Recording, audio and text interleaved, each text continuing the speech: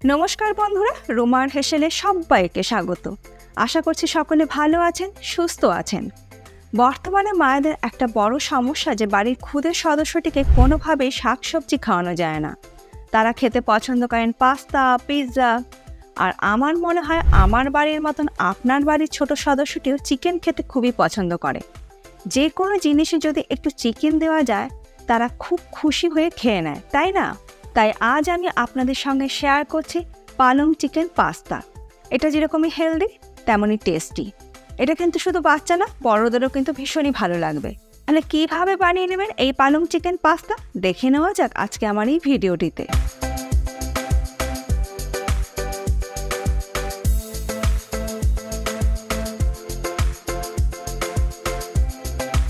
পালং chicken pasta বানানোর জন্য সবার প্রথমে একটা পাত্রের মধ্যে দিয়ে দেবো বেশ পরিমাণ মতন জল।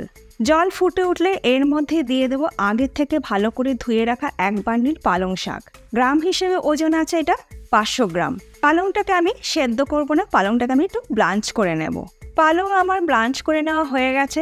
এবার গরম জল থেকে তুলে নিয়ে বরফ জলের মধ্যে দিয়ে দিচ্ছি।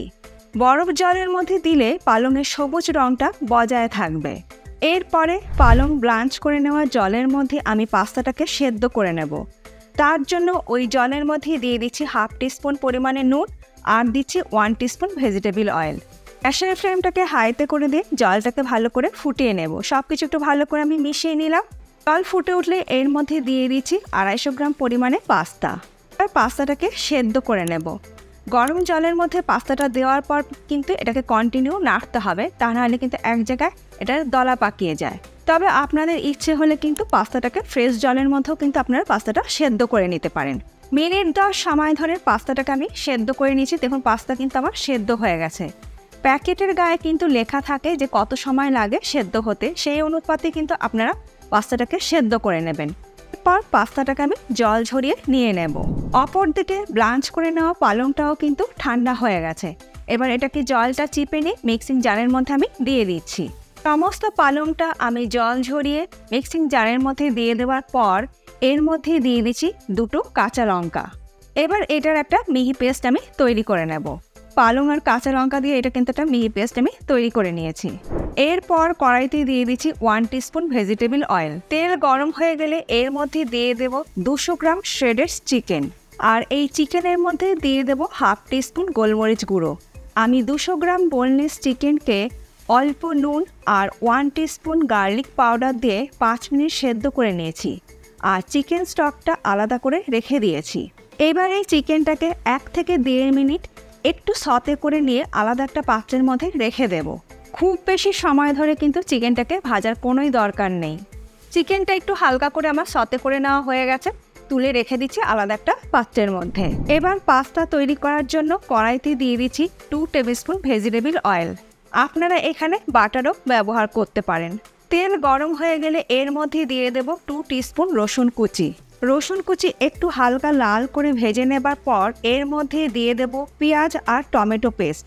একটা পেঁয়াজ আর একটা টমেটো সেদ্ধ করে নিয়ে টমেটো স্কিনটাকে ফেলে দিয়ে একটা পেস্ট আমি তৈরি করে নিয়েছি।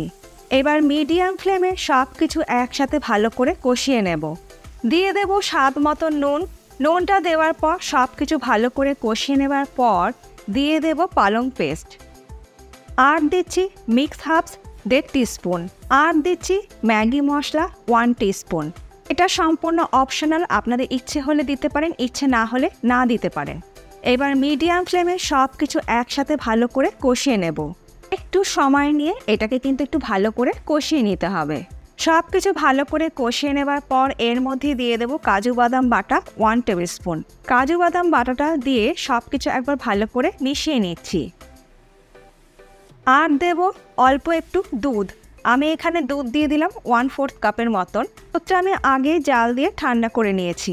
এবার দুধটা দেওয়ার পর সব কিছু একটু ভালো করে আমি মিশিয়ে দিলাম। আর দিয়ে দেব গোলমরিচ গুঁড়ো 1 টিস্পুন। তবে এটা নিজেদের স্বাদ অনুযায়ী ব্যবহার করবেন। যেরকম ঝাল খেতে পছন্দ করেন সেই অনুপাতে এটা ব্যবহার করবেন। আর দিয়ে দিচ্ছি চিনি 1 টিস্পুন। এবার সব কিছু দিয়ে একসঙ্গে এটাকে ভালো করে মিশিয়ে নেব। সব কিছু একসঙ্গে ভালো করে মিশিয়ে নেবার পর এর মধ্যে দিয়ে দেবো আগে থেকে সেদ্ধ করে রাখা পাস্তা। পাস্তাটা দেওয়ার পর সব কিছু একসঙ্গে আমি ভালো করে মিশিয়ে নিচ্ছি। পাস্তাটা সব কিছুর সঙ্গে ভালো করে মিশিয়ে নেবার পর এর মধ্যে দিয়ে দেবো শ্রেডেড চিকেন। চিকেনটা দেওয়ার পর আবারও সব কিছু একসঙ্গে একটু ভালো করে মিশিয়ে নেব। সব কিছু ভালো করে মিশিয়ে নেওয়ার পর দিয়ে দিলাম স্বাদ মতন নুন। আর নুনটা আমরা আগেও ব্যবহার করেছি, তবে এখন মনে হলো নুনের একটু বেশি প্রয়োজন আছে, তার জন্য আবার আমি একটু নুন দিয়ে সব কিছুর সঙ্গে ভালো করে মিশিয়ে নিচ্ছি। তবে দেখুন পাস্তাটা কিন্তু একটু ড্রাই লাগছে, তার জন্য এখানে আমি পাস্তা সেদ্ধ যে জলটা আছে সেটা ব্যবহার করছি। এখানে আমি আপনাদের সঙ্গে একটা কথা শেয়ার করে রাখছি, আপনারা যদি কেউ দুধ দিতে পছন্দ না করেন বা কোন বাচ্চার যদি দুধে কোনো প্রবলেম থেকে থাকে, সেক্ষেত্রে কিন্তু আপনারা পাস্তা সেদ্ধ জলটা কিন্তু ব্যবহার করতে পারেন। সেটা দিলে কিন্তু পাস্তাটা খেতে খুবই ভালো লাগে। পাস্তা সেদ্ধ জলটাকে দিয়ে সব কিছুর সঙ্গে একটু ভালো করে আমি মিশিয়ে নিলাম। পাস্তাটা যদি একটু গ্রেভি না রাখা হয় না, এটা যখন ঠান্ডা হয়ে যাবে তখন আরও বেশি ড্রাই হয়ে যাবে, সেটা কিন্তু খেতে ভালো লাগবে না। তার জন্য একটু পাস্তা সেদ্ধ জলটা দিয়ে একটু এটা ভালো করে আমি মিশিয়ে নিলাম। পাস্তা সেদ্ধ জলটা দিয়ে সব কিছুর সঙ্গে ভালো করে মিশিয়ে নেবার পর আমাদের পাস্তা কিন্তু অলমোস্ট রেডি হয়ে গেছে। গ্যাসের ফ্লেমটাকে আমি বন্ধ করে দিলাম। ওপর থেকে দিয়ে দিচ্ছি 1 টিস্পুন চিলি ফ্লেক্স। এটা যার যার স্বাদ অনুযায়ী আপনারা ব্যবহার করবেন। আর একদম শেষে দিয়ে দিচ্ছি 1 টেবিল স্পুন বাটার। কারণ সব কিছু একটু ভালো করে আমি মিশিয়ে নিচ্ছি। আমরা কিন্তু আগে বাটার ব্যবহার করিনি, সাদা তেলেই কিন্তু পুরো পাস্তাটা আমি তৈরি করেছিলাম, তার জন্য আমি শেষে একটু বাটার ব্যবহার করলাম। ওর পাস্তা সেদ্ধ জলটা দেওয়ার পর কিন্তু এটা খুব সুন্দর কিন্তু একটা গ্রেভি এসছে, ভালো লাগবে। ঠান্ডা হয়ে যাওয়ার পর এটা ড্রাই হয়ে যাবে না। তৈরি হয়ে গেল আমাদের দারুণ সুস্বাদু পালং চিকেন পাস্তা। এবার এটাকে আমি একটা প্লেটের মধ্যে সার্ভ করছি। আজকে আমার এই পালং চিকেন পাস্তা রেসিপি আপনাদের কেমন লাগলো ছোট্ট একটা কমেন্ট করে জানাতে ভুলবেন না। ভালো লাগলে বাচ্চাদের কেন, আমার মনে হয় বড়দেরও ভালো লাগবে। সবার জন্য বাড়িতে একদিন তৈরি করে দেখুন, আশা করি আপনাদের ভীষণই ভালো লাগবে। ওপর থেকে দিয়ে দিচ্ছি একটু গ্রেট করে চিজ, যেটা বাচ্চা বড় সকলেই আজকাল ভীষণ পছন্দ করে থাকে। আজকে আমার রেসিপিটা আবারও বলছি, আপনাদের কেমন লাগলো ছোট্ট একটা কমেন্ট করে জানাতে ভুলবেন না।